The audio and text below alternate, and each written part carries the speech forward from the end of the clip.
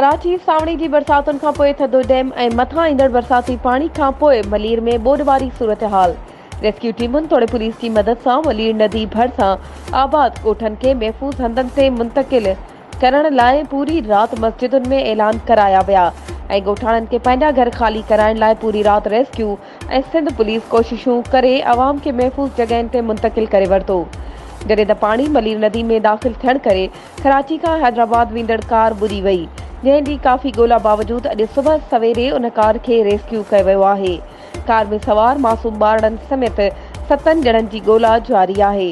तॾहिं त राति खां मलीर नदी तां गुज़रंदड़ ट्रैफ़िक खे पिणु मुकमल बंदि रखियो वियो हुयो ऐं हिन महिल पुल खे ट्रैफ़िक लाइ खोलियो वियो आहे। जॾहिं त मुतासिरा फैमिली जी ॻोल्हा लाइ ईदी रज़ाकारनि पारां इमदादी कम खे तेज़ कयो वियो आहे।